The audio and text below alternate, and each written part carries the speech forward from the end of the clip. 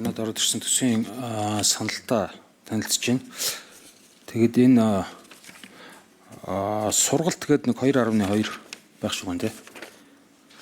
Хичээл үйлдвэрлэлийн дадлага хийх гээд 2.1.9 2.2 энэ дэр яг хичнээн шүүгчийг хамарсан ямар хэмжээний сургалт юу явуулд юм бэ? Бүх шүүгчнэр үү тий? Энэ дээрээс хариулахгүй бол нөгөө наад чинь болохгүй.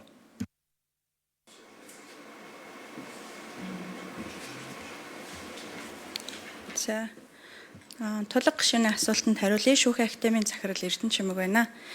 За манай академийн хувьд хуулиар хүлээсэн үндсэн чиглэл нь шүүгчдийн сургалт зохион байгуулах, судалгаа хийх, шүүхтэй холбоотой мэдээлэл олон нийтэд түгээх гэсэн эмчиг үүрэгтэйгээр ажилладаг.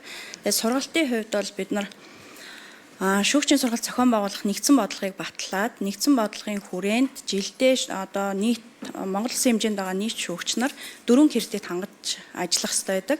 Тэгээ энэ 4 кредитийн сургалт нь заавал судлах сургалт буюу сонгон судлах сургалт гэж хуваагдаад тэгээ заавал судлах сургалт нь мэрэгжил болгоноороо ингэж чиглэж сургалтууд тогтмол зохион байгуулагддаг байгаа. За үүнээс гадна сонгон судлах сургалтыг бол маш олон төрөл хэлбэрээр яг хэрэгцээтэй байгаа чиглэлээр нөхөхийг зорж ажилладаг учраас сонгон судлах сургалтууд бас нэлээд явж байгаа. За энэ хичээл үйлдвэрлэлийн зардал дээр зөвхөн сургалт зохион байгуулахаас гадна сургалтын цахим платформтой холбоотой, сургалтын хэрэглэгдэхүүн буюу ном одоо сургалтын гарын авлах хэвлэгтэй холбоотой зардлууд бас давхар орж явсан байдаг. 530 шүүгчтэй бүгдэнд нь бүх сургалтаа давхарцсан тоогоор орж явдаг. За өнгөрсөн жилийн хувьд бол бид нар давхарцсан тоогоор нийт 2000 шүүгчид нийтдээ сургалт зохион байгуулсан байна. За энэ сургалтандаа бас гадаад дотоод сургалтаа бүгдийг хамааруулад энэ зардлаасаа төлөөд явдаг. За баярлалаа.